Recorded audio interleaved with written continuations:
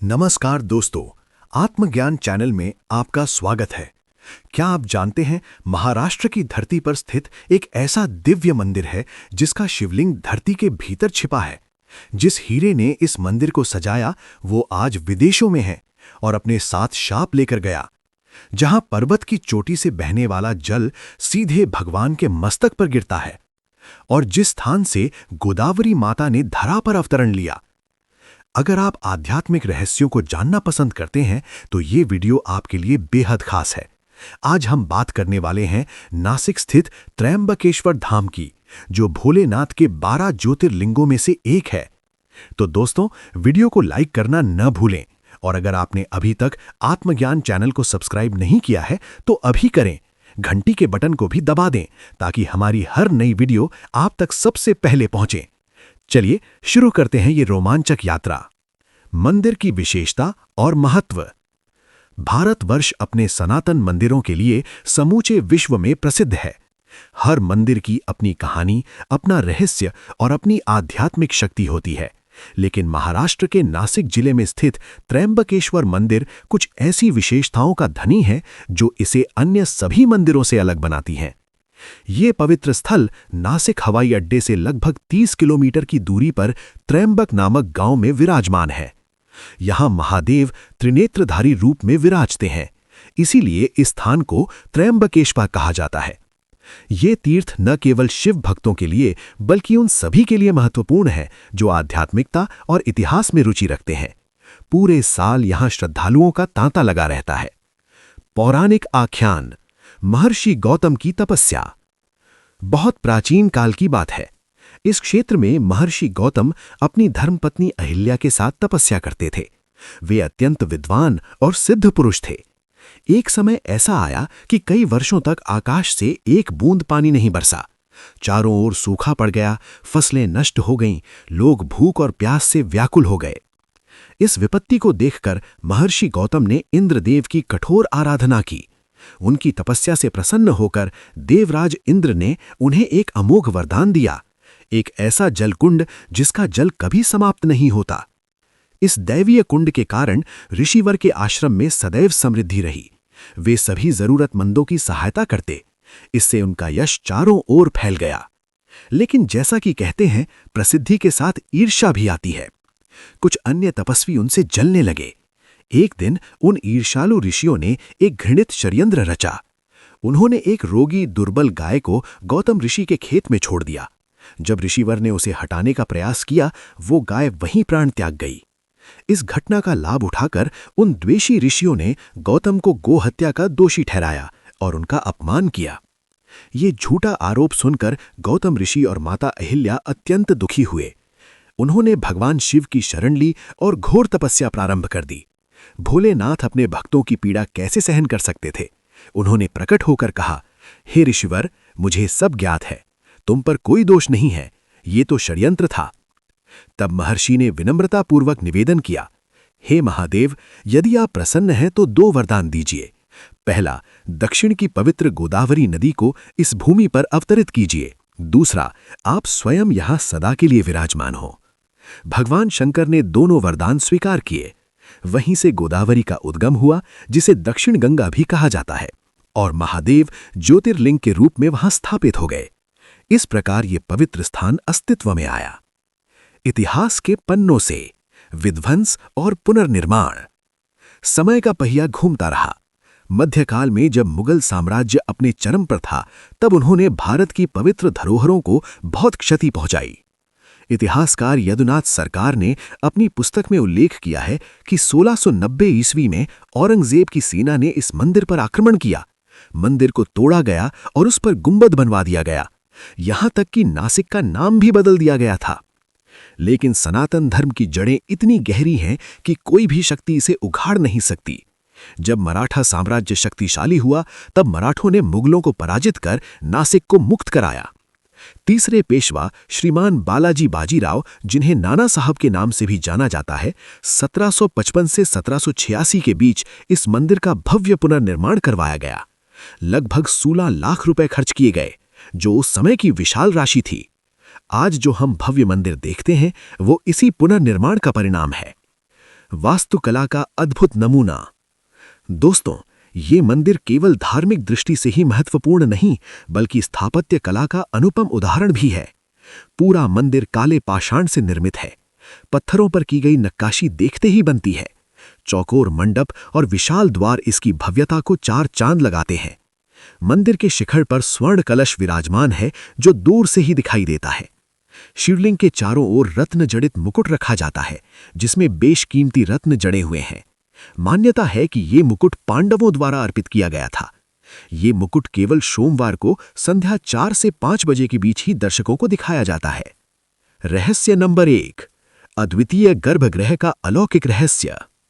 दोस्तों, अब हम उन रहस्यमय पहलुओं की चर्चा करेंगे जो त्रयंबकेश्वर धाम को समस्त भारतीय मंदिरों में विशिष्ट स्थान प्रदान करते हैं। ये ऐसे तथ्य हैं जिन्हें जानकर आप भी आश्चर्यचकित रह जाएंगे। पहला और सबसे आश्चर्यजनक रहस्य है गर्भगृह की अद्भुत संरचना और उसमें विराजमान शिवलिंग की अनोखी स्थिति। आपने अनगिनत शिव मंदिरों के दर्शन किए होंगे। काशी विश्वनाथ, सोमनाथ, केदारनाथ, रामेश्वरम, हर जगह शिवलिंग भूमि के ऊपर एक ऊंचे मंच पर भक्तों के सामने गौरवान्वित रूप में विराजमान होता है। लेकिन त्रयंबकेश्वर में स्थिति पूर्णतः भिन्न है। यहां का शिवलिंग भूमि के नीचे एक गहरे गड्ढे में स्थापित है। कल्पना कीजिए, जब आप मंदिर के गर्भगृह में प्रवेश करते हैं तो आपको नीचे की ओर देखना पड़ता है। वहां एक गहरे कुंड जैसा स्थान है, जिसमें निरंतर स्वच्छ जल भरा रहता है। उस जल के बीच से केवल शिवलिंग का शीर्ष भाग दिखाई देता है। यह दृश्य ऐसा प्रतीत होता है मानो धरती माता ने स्वयं भगवान शिव को गोद में छिपा रखा हो, मानो पृथ्वी के गर्भ से स्वयं महादेव प्रकट हो रहे हो। लेकिन रहस्य यहीं समाप्त नहीं होता। जब आप अत्यंत ध्यानपूर्वक भक्ति भाव से उस शिवलिंग को निहारते हैं तो एक और आश्चर्य प्रकट होता है। शिवलिंग का जो शीर्ष भाग दिखाई देता है वो एक नेत्र की भांति प्रतीत होता है, मानो भोलेनाथ का तीसरा नेत्र आपको देख रहा हो। और यहां आता है सबसे अद्भुत तथ्य। यदि आप उस एक नेत्र को बारीकी से देखें तो उसके भीतर 3 अत्यंत सूक्ष्म शिवलिंग दिखाई देते हैं, प्रत्येक लगभग 1 इंच के आकार का। ये त्रिमूर्ति का दिव्य प्रतीक है। पहला लिंग सृष्टिकर्ता ब्रह्मा का प्रतिनिधित्व करता है, दूसरा लिंग पालनहार विष्णु का प्रतीक है, तीसरा लिंग संहारकर्ता महेश का रूप है। इस प्रकार एक ही स्थान पर त्रिदेवों का वास है। यही कारण है कि इस स्थान को त्रयंबकेश्वर अर्थात 3 नेत्रों वाले ईश्वर के नाम से जाना जाता है। एक और विलक्षण बात, ये ज्योतिर्लिंग कभी सूखता नहीं है। इस पर निरंतर और अविरल रूप से जल की धारा प्रवाहित होती रहती है। चाहे गर्मी हो या सर्दी, वर्षा हो या सूखा, हर मौसम में ये ज्योतिर्लिंग जलाभिषेक से सिक्त रहता है। ये निरंतर जल प्रवाह प्राकृतिक है या दैवीय, ये आज तक एक रहस्य बना हुआ है। वैज्ञानिक इसे भूगर्भीय जल स्रोत मानते हैं, लेकिन भक्तों के लिए ये साक्षात भगवान शिव की दिव्य उपस्थिति का प्रमाण है। कहते हैं कि भगवान शिव को जल अत्यंत प्रिय है। गंगा उनकी जटाओं में विराजती हैं, शिवलिंग पर जलाभिषेक सर्वश्रेष्ठ पूजा मानी जाती है, और यहां महादेव स्वयं जल की गोद में विराजमान है। रहस्य नंबर 2, कुशावर्त कुंड की पवित्रता और गोदावरी का उद्गम। दोस्तों, त्रयंबकेश्वर मंदिर परिसर से कुछ ही दूरी पर स्थित है एक अत्यंत पवित्र और रहस्यमय जलकुंड, कुशावर्त कुंड। ये केवल एक साधारण तालाब नहीं है, बल्कि ये वो पावन भूमि है जहां से दक्षिण भारत की गंगा माता गोदावरी ने धरा पर अवतरण लिया। आइए इस कुंड से जुड़ी विस्तृत कथा को समझते हैं। जैसा कि हमने पहले चर्चा की, महर्षि गौतम की तपस्या से प्रसन्न होकर भगवान शिव ने गोदावरी को पृथ्वी पर भेजने का वरदान दिया। ब्रह्मगिरी पर्वत के शिखर से गोदावरी प्रकट हुई, पवित्र, निर्मल और अत्यंत वेगवती। लेकिन नदी का स्वभाव होता है निरंतर बहते रहना, आगे बढ़ते रहना। गोदावरी भी पर्वत से उतरकर तीव्र गति से बहने लगी। महर्षि गौतम को चिंता हुई कि कहीं ये पवित्र नदी इस क्षेत्र को छोड़कर दूर न चली जाए। तब उन्होंने एक अद्भुत उपाय सोचा। उन्होंने कुशा, एक विशेष पवित्र घास जिसका उपयोग यज्ञों और धार्मिक अनुष्ठानों में किया जाता है, से गोदावरी को बांध दिया। कहते हैं कि ऋषिवर की तपस्या और भक्ति इतनी प्रबल थी कि एक साधारण से घास की लड़ी ने पूरी नदी को रोक दिया। गोदावरी वहीं ठहर गई और एक कुंड का रूप ले लिया। तभी से इस स्थान को कुशावर्त कुंड कहा जाने लगा। कुशा से वर्त अर्थात बंधी हुई। इसे कुशावती तीर्थ के नाम से भी जाना जाता है। ये कुंड केवल एक जलाशय नहीं है, ये गोदावरी नदी का मूल स्रोत है। यहीं से गोदावरी अपनी यात्रा प्रारंभ करती है और फिर 1465 किलोमीटर की लंबी यात्रा करते हुए बंगाल की खाड़ी में समा जाती है। कुंड की पवित्रता और महत्व। शास्त्रों में कहा गया है कि कुशावर्त कुंड में स्नान करने से समस्त पापों का नाश होता है, पितृ ऋण से मुक्ति मिलती है, मोक्ष का मार्ग प्रशस्त होता है, 100 गंगा स्नान के बराबर पुण्य प्राप्त होता है। विशेष रूप से कुंभ मेला के अवसर पर इस कुंड का महत्व और भी बढ़ जाता है। नासिक में प्रति 12 वर्ष में एक बार कुंभ मेला आयोजित होता है और तब लाखों श्रद्धालु इस कुंड में पवित्र स्नान करने के लिए आते हैं। विशेषकर शैव अखाड़े के साधु संत, नागा साधु, महंत सभी इसी कुशावर्त कुंड में अपना पहला स्नान करते हैं। ये परंपरा सदियों से चली आ रही है। कुंड के चारों ओर पत्थर की सीढ़ियां बनी हुई हैं। जल अत्यंत स्वच्छ और शीतल है। कुंड की गहराई काफी अधिक है और मान्यता है कि इसका जल कभी सूखता नहीं है। स्थानीय लोग बताते हैं कि पूर्णिमा और अमावस्या की रात्रि में कुंड के जल में एक अलौकिक चमक दिखाई देती है। कुछ भक्तों का कहना है कि उन्होंने कुंड में दिव्य प्रकाश देखा है। वैज्ञानिक दृष्टि से देखें तो ये कुंड भूगर्भीय जल स्रोतों से जुड़ा है, लेकिन आस्था की दृष्टि से ये महर्षि गौतम की तपस्या का प्रतीक है और माता गोदावरी का धरा पर पहला पद चिन्ह है। रहस्य नंबर 3, भगवान की भव्य राजसी शोभा यात्रा। दोस्तों, भारतीय मंदिरों में देवताओं की शोभा यात्राएं तो आपने अनेक देखी होंगी, लेकिन त्र्यंबकेश्वर मंदिर की शाही सवारी एक अद्वितीय और भव्य परंपरा है जो सदियों से चली आ रही है। ये केवल एक धार्मिक अनुष्ठान नहीं है, बल्कि एक भव्य उत्सव है, एक दिव्य उत्सव है जिसे देखने के लिए हजारों श्रद्धालु दूर दूर से आते हैं। शोभा यात्रा की पूरी विधि। विशेष पर्वों और शुभ अवसरों पर जैसे महाशिवरात्रि, श्रावण मास के सोमवार, कार्तिक पूर्णिमा, ये दिव्य शोभा यात्रा निकाली जाती है। सुबह के समय जब प्रथम आरती संपन्न होती है, तब मंदिर के गर्भगृह से भगवान त्र्यंबकेश्वर महाराज के पंचमुखी स्वर्ण मुखौटे को अत्यंत सावधानी पूर्वक निकाला जाता है। ये मुखौटा केवल साधारण स्वर्ण का नहीं है, बल्कि ये शुद्ध सोने से निर्मित है और इस पर अत्यंत बारीक नक्काशी की गई है। 5 मुख हैं जो पंचमुखी शिव का प्रतिनिधित्व करते हैं। सद्यजात पश्चिम दिशा की ओर, वामदेव उत्तर दिशा की ओर, अघोर दक्षिण दिशा की ओर, तत्पुरुष पूर्व दिशा की ओर, ईशान ऊपर की ओर यानी आकाश की ओर। इस पवित्र मुखौटे को एक भव्य अलंकृत पालकी में स्थापित किया जाता है। पालकी को रेशमी वस्त्रों, फूलों की मालाओं और सुगंधित धूप से सजाया जाता है। फिर शुरू होती है भव्य यात्रा। मंदिर के पुजारी, विद्वान ब्राह्मण और समिति के सदस्य भगवान की पालकी को कंधे पर उठाते हैं। सामने सामने नगाड़े, ढोल, तुरही और शंख की ध्वनि गूंजती है। वैदिक मंत्रोच्चार का पवित्र वातावरण छा जाता है। पालकी को धीरे धीरे त्र्यंबक गांव की प्रमुख गलियों से होकर ले जाया जाता है। रास्ते भर श्रद्धालु फूल बरसाते हैं, आरती उतारते हैं, मस्तक नवाते हैं। लोग अपने घरों की छतों पर खड़े होकर पुष्प वर्षा करते हैं। महिलाएं मंगल गीत गाती हैं। बच्चे बूढ़े सभी भक्ति भाव से भगवान के दर्शन करते हैं। पूरा गांव उत्सव के रंग में रंग जाता है, मानो स्वयं महादेव अपनी प्रजा के बीच भ्रमण कर रहे हों। कुशावर्त घाट पर पवित्र स्नान। जुलूस कुशावर्त घाट पर पहुंचता है। वहां पहले से ही विशेष व्यवस्था की जाती है। मुखौटे को पालकी से उतारा जाता है और एक विशेष मंच पर स्थापित किया जाता है। फिर विधि पूर्वक गोदावरी के पवित्र जल से मुखौटे का अभिषेक किया जाता है। इस अभिषेक में गोदावरी जल, दूध, दही, शहद, घी, गंगा जल, गुलाब जल और चंदन सभी का उपयोग होता है। प्रत्येक द्रव्य के साथ विशेष मंत्रों का उच्चारण किया जाता है। स्नान के पश्चात मुखौटे को स्वच्छ रेशमी वस्त्र से पूंछा जाता है। फिर इसे पुनः सुगंधित पुष्पों से सजाया जाता है। राज्याभिषेक समारोह। इसके बाद सबसे भव्य क्षण आता है। भगवान के पंचमुखी मुखौटे पर हीरे मोती माणिक से जड़ित स्वर्ण मुकुट पहनाया जाता है। यह मुकुट अत्यंत प्राचीन और अमूल्य है। कहा जाता है कि इस मुकुट को पांडवों ने अर्पित किया था जब वे अज्ञातवास के दौरान यहां आए थे। जब ये दिव्य मुकुट मुखौटे पर रखा जाता है तो वो दृश्य अवर्णनीय होता है। सूर्य की किरणें जब स्वर्ण और हीरों पर पड़ती हैं तो चारों ओर चमक फैल जाती है।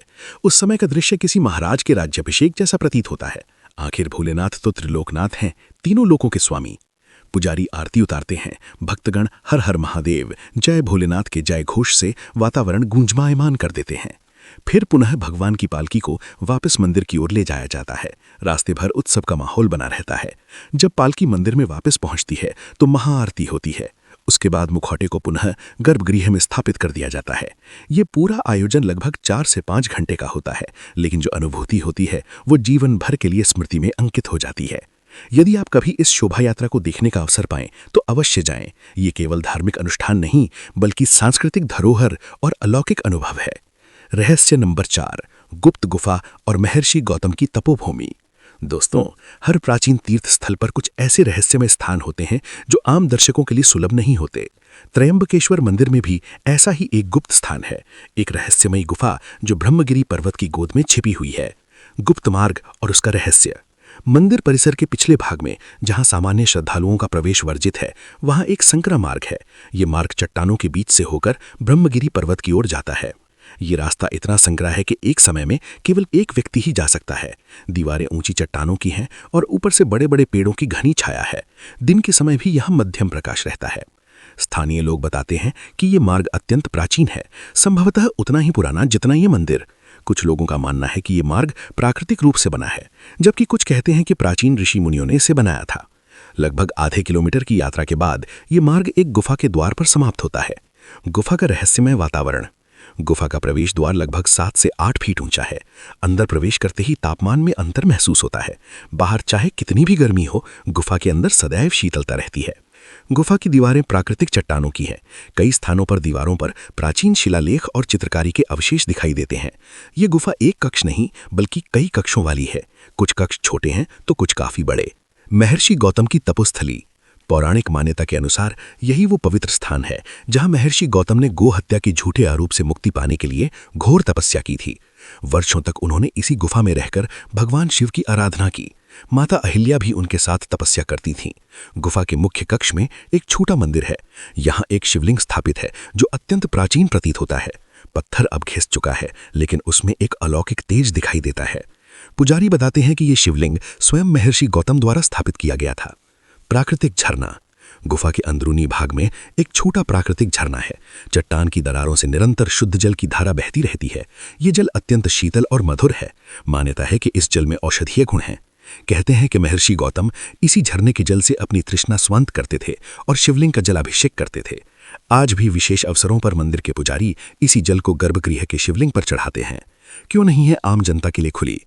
आप सोच रहे होंगे कि इतना पवित्र और महत्वपूर्ण स्थान आम श्रद्धालुओं के लिए क्यों नहीं खोला गया?